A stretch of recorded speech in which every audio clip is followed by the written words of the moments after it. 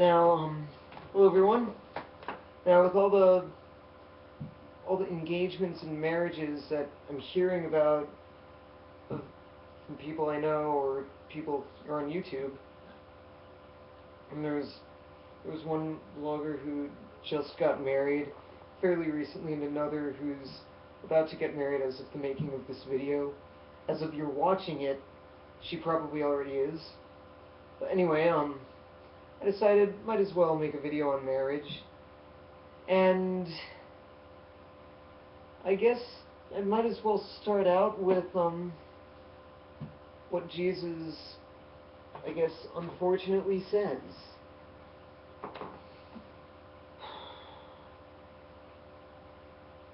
Chapter 10, Gospel of Mark, chapter 10, starting at verse 2, ending at verse 12, and I'm going to have a little kind of babble about things in the middle. And I might as well set up the context in which this was spoken. Now, in the context of that time, men would freely divorce their wives without their wives' consent. I mean, women at that time were thought of as property. I mean, the marriage practice of that time was basically, in Judaism, was that the woman would become the property of a man, and he could do whatever he wanted with her, pretty much. And if he divorced her, she'd have nowhere to go. But while she was married to him, she was under his protection, basically. So let's read. The Pharisees came to him and asked him, "Is it lawful for a man to put away his wife?" tempting him. And he answered and said unto them, "What did Moses command you?" They said, "Moses suffered to write a bill of divorcement and to put her away." High five. And Jesus answered and said unto them, "For the hardness of your heart he wrote you this precept. But from the beginning of the creation God made them male and female. For this cause shall a man leave his father and mother, and cleave to his wife, and they twain shall be one flesh. So then they are no more twain, but one flesh. What therefore God hath joined together, let not man put asunder." Now, in some ways, I mean, yes, definitely harsh in a lot of cases. I mean, I think there was a statistical survey done on marriages that ended in divorce, and it's like, I think it was like 27% for evangelical Christians, like 25 or something percent for regular Christians, and it's like, I think it's like 23% or maybe just 21% for atheists. But I mean, and I think I'm inaccurate about the survey done. Yeah, but it was around there. It was the evangelicals had more divorces, the regular Christians had less divorces, but the atheists had the least divorces. And I'll talk about that in a little bit. But so I mean, it's very common within Christianity for Christians to end up in divorce. So I mean, a lot of Christians ignore that, but now let's go back. Verse 10. And in the house of his disciples asked him again of the same matter. And he saith unto them, Whosoever shall put away his wife and marry another committeth adultery against her. And if a woman shall put away her husband and be married to another, she committeth adultery. Harsh. Now, I mean, I already commented on the context of the time, so in the case of the man,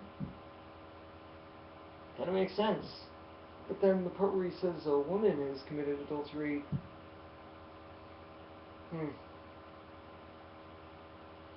But I think sometimes, in some ways, I mean, in the context of that time, it was maybe safer for women in that way. But in this context, women are able to be independent. Almost. Soon, hopefully. But they're able to almost be independent. I mean, some are, but our society is still not fully allowing it because it's a very screwed up society. But anyway, in commenting on that verse, I mean, my pastor did a wonderful sermon when the Bible reading of that day was what I just read to you. And he basically said that if he were to refuse to remarry people who had been divorced, or to perform weddings on people who had been divorced, it would be very unpopular. And if he also refused to allow divorce, that too would be very unpopular. And he again first commented on the context of that time.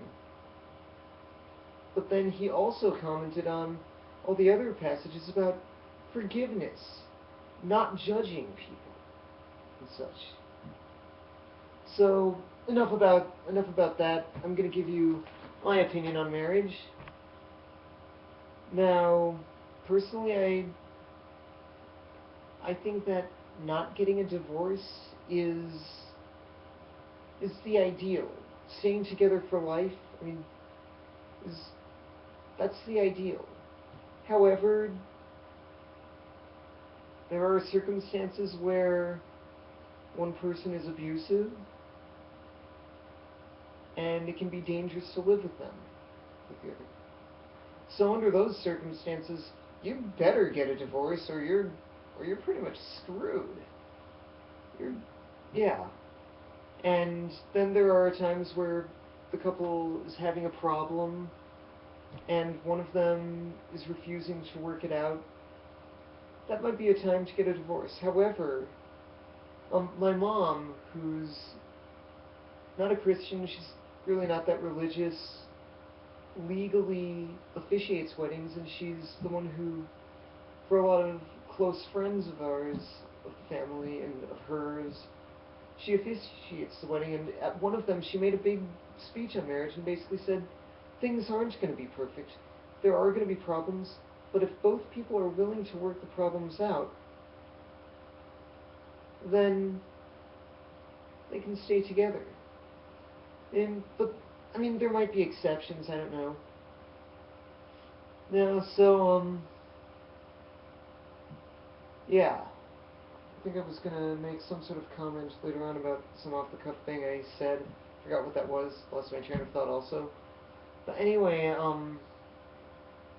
where was I? Personally, I feel that a marriage should be a partnership. There are several passages in the Bible where, that basically approach marriage as the woman becoming the property of a man. Paul said a few things of the like,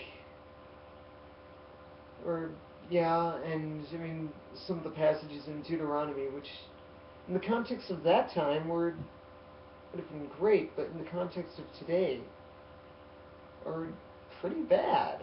I mean, really, yeah, I'm not going to quote any of those. So, yeah, there are definitely things, but enough about divorce. Let's talk about marriage. There are definitely certain things. I've basically commented on how I think the ideal is for couples to be committed to each other physically. There are some couples that have open marriages, and for them it might work. So, I can't judge. I'm not going to judge.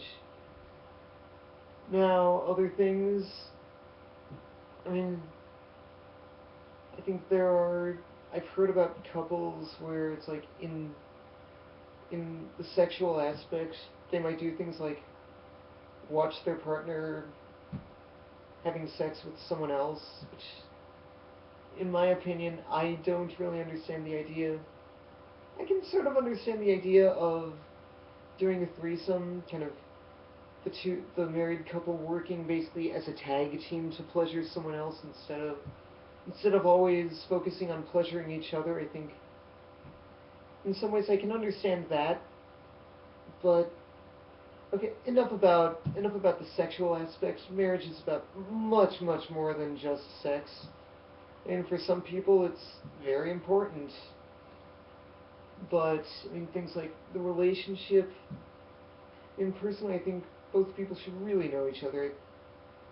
I mean, and you're probably going to find out more things about each other while you're married, but I think you should really try to know each other before you get married. Things like, something that, this is very unchristian of me, but something that I think, um, it's something that possibly should be important is both people, before they get married, should spend some time living together, not just a month, not just a little bit of time, maybe a year or more. I mean, that, I think, is something important. And, oh yeah, now I remember the off-the-cuff comment I made that I was going to comment more on. There was a survey done on sort of evangelical Christians, regular Christians, and atheists, where the evangelical Christians had more divorces. Regular Christians, it was kind of in the middle. Atheists, it was the least. I mean, they were all around the same, but yeah. I personally, and most people, some might comment, well, it's all around the same. It's just a coincidence that the evangelicals had the most divorces, but regular Christians, it was in the middle, and for atheists, it was the least. I think part of it is the attitude that a lot of Christians have about marriage is that the men are the big authority and the women are kind of lesser. They're not allowed to speak in church. If they have a question, they ask their husbands to ask the question or things like that. That's something that Paul says. There are some things that I do agree with Paul on. Trust me. I know I come down hard on Paul, but anyway, back on topic. I think the atheist attitude is more, it's a partnership. Now, one final thing hopefully this will be the last thing I'll say about marriage. This video is kind of getting long. It's sort of all my videos, unfortunately. I think things like there are the cases of things like having a kid, which to a lot of Christians that's required, to atheists that's not, and maybe that's a benefit, because they have the freedom to do what's right for their relationship.